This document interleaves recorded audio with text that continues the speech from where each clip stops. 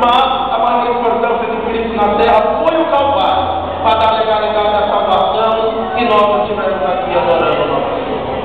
Mas diante de tantos milagres, de tantos feitos que Cristo operou na terra, eu quero me apegar, ser muito rápido em minhas palavras, apenas esse texto que eu lembro.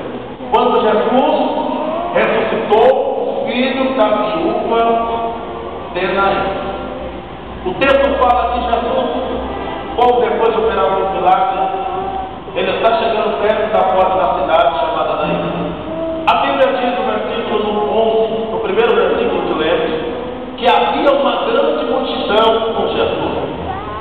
É quando Jesus se encontra à porta da cidade, o texto continua dizendo que do outro lado, lá dentro da cidade de Naim, havia uma viúva que tinha acabado de perder o seu único filho, e com ela também tinha uma outra grande multidão.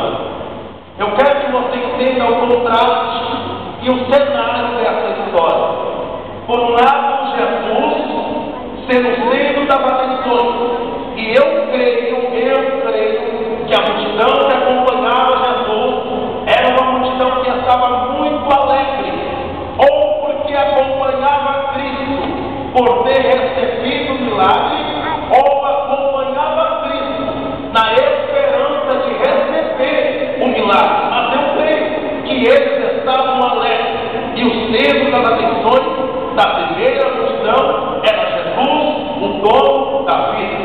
Quando Jesus chega à porta da cidade e se depara com outra grande multidão, não era mais Jesus o centro das atenções, não era mais Jesus o espetáculo da multidão, não era mais o dono da vida que estava chamando as atenções do povo, mas sim uma coitada de uma viúva que não cita o seu nome, o nome do seu esposo, e agora ela perde o seu único filho. O centro das atenções da outra multidão era uma coitada de uma viúva que levava o seu filho. É fácil entender, eu acredito que você saiba, que na tradição judaica seria um sinal de uma vergonha enorme ser viúva. A tradição e a lei mosaica, o Pentateuco, Moisés deixou claro que a viúva, quando seu esposo viesse a morrer, com a morte do esposo, viria a morte do seu caráter, da sua honra, da sua posição no meio da sociedade. Ela perderia o valor. Mas caso seu esposo viesse a falecer, deixando um filho homem, um primogênito, as responsabilidades do homem da casa, do pai da casa, automaticamente passaria para as costas do seu filho que ele deixou vivo. Então eu já entendo que quando o filho ficou vivo e quando o homem, o esposo morreu, a única esperança que a viúva tinha de um amanhã de alegria, de um amanhã de sucesso, de um amanhã de prosperidade, estava depositado sobre os ombros do seu filho, que levaria as responsabilidades do homem da casa. Então, quando eu percebo que o filho dessa mulher veio a falecer, eu já começo a entender que não morreu apenas uma criança, que não morreu apenas um jovem, que não morreu apenas um mancebo, porque a história dela, a genealogia dela, o amanhã dela estava depositado sobre a vida do menino.